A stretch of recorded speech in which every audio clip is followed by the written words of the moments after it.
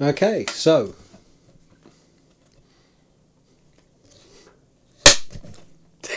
that's still fun. Okay, so I'm going to read an extract from Charlie Brooker, I Can Make You Hate. EastEnders and Monster Munch. I'm not entirely certain I can pinpoint the moment I first realised EastEnders isn't a documentary.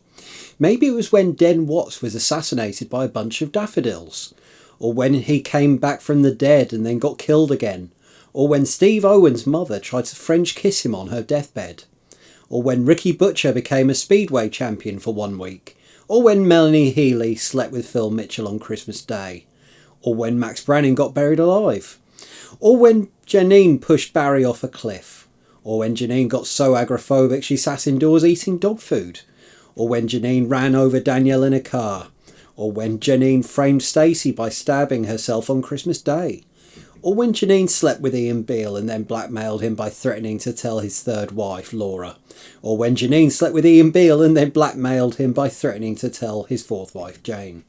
Or when, while Googling a list of Janine's crimes, I realised Ian Beale had somehow managed to convince 4 whole women to marry him. Somewhere along the way, I must have twigged that none of these people were real, possibly during the bit at the end where the names of the actors who played them floated up the screen accompanied by theme music. Contrary to popular opinion, EastEnders isn't set in London, or even Britain, or even the world. It's situated in an absurd alternative universe overseen by a malicious tinkering god with hilarious sense of timing. Each wedding, anniversary, national holiday or mid-sized social gathering is visited by major tragedy. The most familiar noise in Albert Square is the sound of party poppers being drowned out by sobbing, quickly followed by some pulsing electronic drums. Over the last few weeks, God was at it again, having given both Kat Slater and Ronnie Branning newborn offspring to enjoy. God capriciously decided to kill Ronnie's baby on New Year's Eve. As midnight neared, Ronnie wandered the square in a stunned daze, unnoticed by revellers and clutching the body of her deceased child until, alerted by the sound of Kat's baby crying from an open window, she snuck into the Queen Vic and swapped the 2 infants, in a scene that looked more like a Tramadol Nights sketch than a heartbreaking drama it was presumably intended to be. And now there's an entirely predictable storm of protest. Predictable, apparently, to everyone except the EastEnders production team, who seem to have failed to anticipate the sheer size of the furor. Which is odd, since their job largely consists of hypothesising about all the different ways in which people can unwittingly stumble their way into an acrimonious row.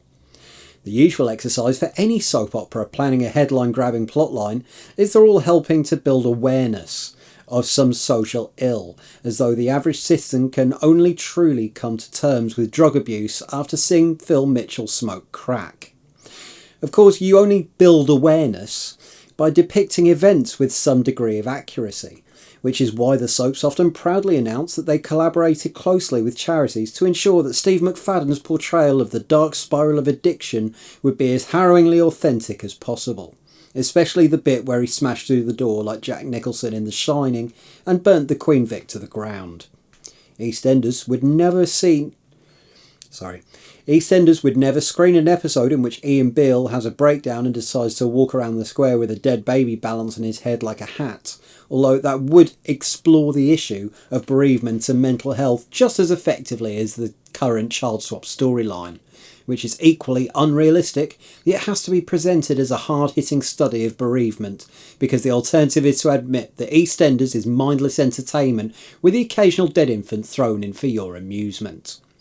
There's a basic rule in drama that the audience can suspend disbelief only long enough to accommodate one extreme event at a time. A cot death is one extreme, a baby swap is another. Combining the 2 events at the stroke of midnight on New Year's Eve was the scriptwriter's first big mistake. Trying to pull all of this off within the context of a populist soap was the second. A self-consciously weighty one-off ITV drama of the week with an A-cast list and lots of sombre camera work would probably have got away with it, unless they did something totally crazy, like casting Jedward as the unswapped babies. Still, if broadcasting the storyline was fairly crazy, complaining to Ofcom about the lack of realism in EastEnders doesn't seem much saner. Almost on par with threatening to sue the manufacturers of Monster Munch because their crisps don't taste of monsters. Nonetheless, the BBC appears to have backed down, and the storyline, in a weird reflection of itself, will be laid to rest prematurely. The mad god of Walford, originally wanted by the zany... Sorry, let me try that again. The mad god of Walford originally wanted the zany saga to reach a festive climax next Christmas Day, typically, but now the whole thing will apparently be rewritten to accommodate a viewer-friendly happy ending. Yes, that's a cot death swap storyline with a happy ending. Now there's a script meeting I'd like to sit in on. So, hope that went alright. So yeah, just doing this really for test footage. Hope it came out alright. So, what can I do if it doesn't? It's not going anywhere.